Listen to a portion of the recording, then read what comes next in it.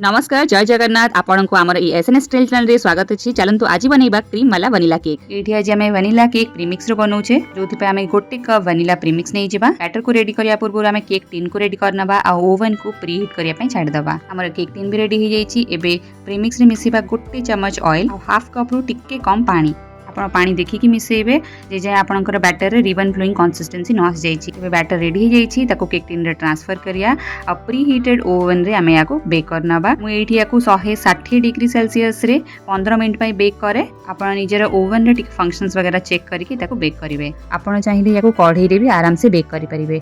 15 minute रे हमर cake पूरा रेडी हो जाईछि। एबे केक टिको ओवन रु बाहर करनबा ताको पूरा ठंडा हबा पई दबा हमें आधा घंटा 45 मिनिट। ता परे जाई कि हमें याथरे आइसिंग करबा। एबे गोटे बाउल रे हमें नै जिबा व्हिपिंग क्रीम टा नॉन डेयरी क्रीम थाए जोटा कि हमें केक रे यूज करू। आपण या जगह रे अमूल फ्रेश क्रीम यूज करिवेनी काहे कि ना सेटा डेयरी क्रीम। आ एई क्रीम टा सब बेले आपण बीटर रे ही बीट करिवे, हैंड बीटर रे एटा बीट हेई पारिबनी। आ ध्यान रे रखिबे कि आपण को जो बीटर थिबा ना सेटा 250 रु 300 वाट पाखापाखी थिबो। एबे क्रीम टी को भलो से 3-4 मिनिट बीट करला परे आपण याकू चेक करिवे। चेक करिया पई दीटा मेथड अछि।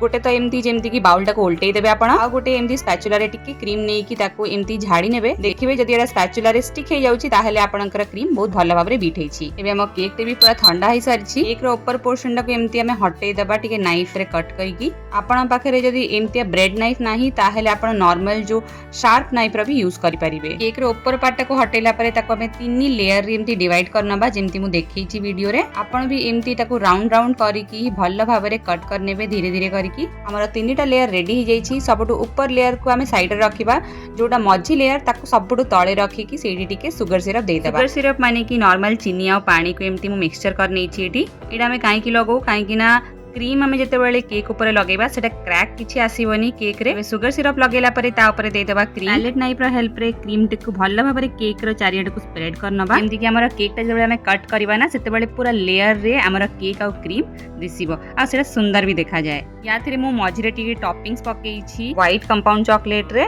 व्हाइट कंपाउंड चॉकलेट को मु टिके एठी क्रश कर नेछि, तापरे मु याको टॉपिंग्स दे दीछि। या ऊपर हमें जो ऊपर लेयर सबटु केक रो कट करथले ना ताको एमती उल्टे की दे देबा।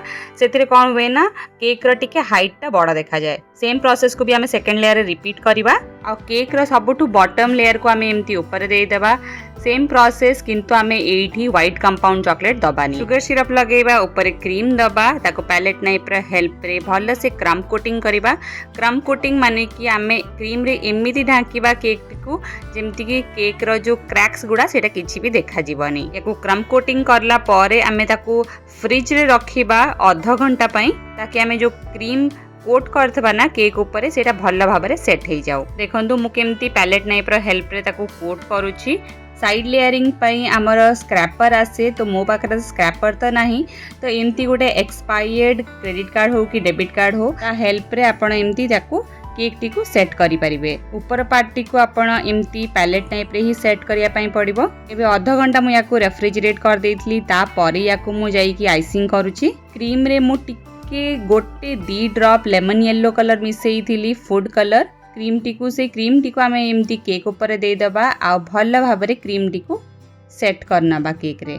एमती कार्ड हो किंबा स्क्रैपर हो बहुत इजी हेई थाए क्रीम टी को सेट करिया पई। आ सेम जिंस पैलेट नाइफ हेल्प रे हमें ऊपर पार्ट को भी एमती क्लीन करनबा। सिलिकॉन वाला ब्रश थाए ना सेथिरे मु एमती साइड रे टिके डिजाइन कर नेछि। या पर गोटे नोजल नहीं जिबा, मु एठी 7221 नंबर नोजल नेछि। मु आपन को एठी नोजल टा देखै भी देछि। गोटे पाइपिंग बैग रे नोजल टी को फिट करी कि सेथिरे क्रीम भर दबा आ एमती छोटो छोटो मन इच्छा डिजाइन करनबा। मोर एटा बेंटो केक रो ऑर्डर थिला, तो मु बेसी डिजाइन इथिरे करिनी।